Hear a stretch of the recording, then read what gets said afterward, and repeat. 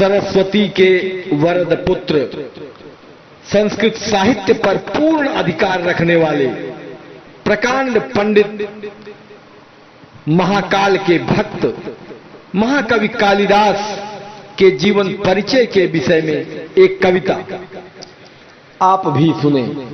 गुरुदेव चरण में कर प्रणाम, मां सरस्वती का ध्यान करूं।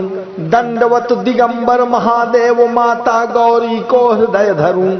उस कवि को लिखने में उद्यत जो कवि कुलगुरु कहाते हैं, संस्कृत के जो महान पंडित कवियों में श्रेष्ठ बताते हैं। वह महाकाल के भक्त श्रेष्ठ था कालिदास नाम उनका। रचनाएं 7 हुई जिनकी, भाषा पे रहा अधिकार जिनका। 150 ईसा के पूर्व उन कालिदास का जन्म हुआ। उज्जैनी स्थल पावन था, शिव के चरणों से प्रेम हुआ। कुछ लोग इन्हें मां काली के एक पावन भक्त बताते हैं, पर काव्य में कालिदास जी तो शिव की भक्ति को गाते हैं। इन महाकवि कुल गुरु जी ने नाटक को 3 लिखा भाई। अभिज्ञान शाकुंतलम एक, दूसरा मालविकाग्नि कहलाई। विक्रम और वशीयम तीसरा है, 2 महाकाव्य इनके सुनिए। पहला रघुवंश है महाकाव्य, दूजा कुमार संभव गुनिए।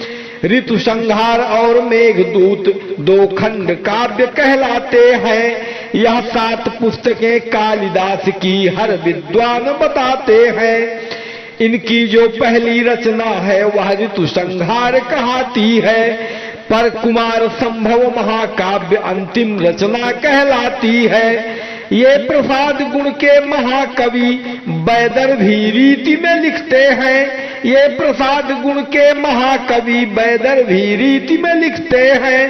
श्रृंगार प्रधान है रस इनका, हर काव्य यही तो कहते हैं।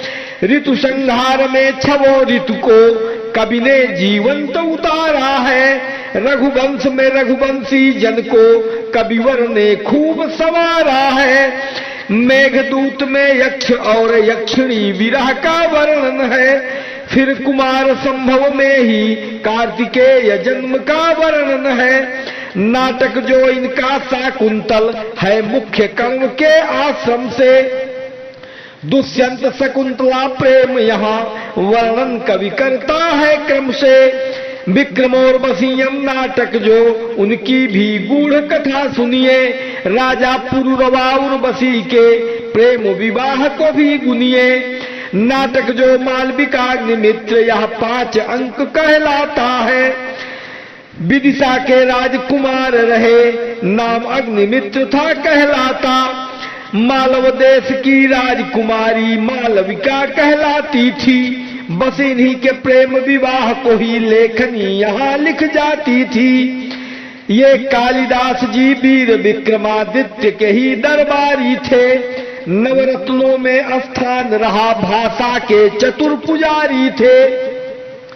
जो समय वीर विक्रम जी का वह इनका भी कहलाता है। शिव की भक्ति में मस्त रहे, कवि काव्य यही बतलाता है। जब ये कुमार संभव रचना अपने हाथों से कर रहे थे, शिव पार्वती के श्रृंगारिक रूपों का ध्यान कर रहे थे।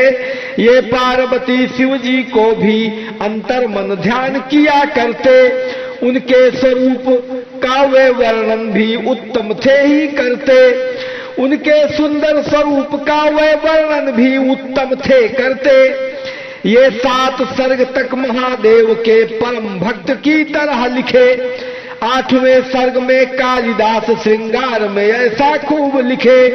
शिव और पार्वती के वे जब शयन कक्ष को लिखते हैं, श्रृंगार के उत्तम वर्णन को जब पार्वती के करते हैं, माता कहकर संबोधित कर जब ऐसे दृश्य दिखाते हैं, तब योगी राज उन महादेव को जाने क्या बतलाते हैं। तब उस कुमार संभव को वह ढंग से पूरा नहीं कर पाते। यह उनकी अंतिम रचना थी, फिर वे कुछ रोगी हो जाते। तब पक्षाघात हुआ उनको, बिस्तर पर वे पड़ जाते हैं। कुछ दिन के बाद वे कालिदास मृत्यु की ओर बढ़ जाते हैं। आत्मा तो गई गोलोक धाम, आत्मा तो गई गोलोक धाम, काया मिट्टी बन जाती है। इस तरह सरस्वती वरद पुत्र की कथा हमें सिखलाती है। इसलिए आज कहना पड़ता है अश्लील दृश्य मत फैलाओ, अन्यथा दोष तो लगता है बेमौत मौत को मत लाओ। कवियों के गुरु के बाणी के कवियों के गुरु बाणी के पुत्र श्री कालिदास ने बहुत लिखा। उनके जीवन की छाया से यूट्यूब वालों ने क्यों न सीखा। कालिदास जैसा महान कवि हर युग में न होता है, जो महामूर्ख हो करके भी तप से महान हो जाता है। ऐसे महान कवि भारत की धरती को पावन करते हैं, अपनी कर्तव्य लेखनी से जग में उजियारा भरते हैं। अरविंद सदा नतमस्तक है कवि कालिदास की कृतियों पर, अरविंद सदा नतमस्तक है कवि कालिदास की कृतियों पर। उपमा के पुरोधा महाविज्ञ उन कालिदास की कृतियों पर। जय हिंद, जय भारत।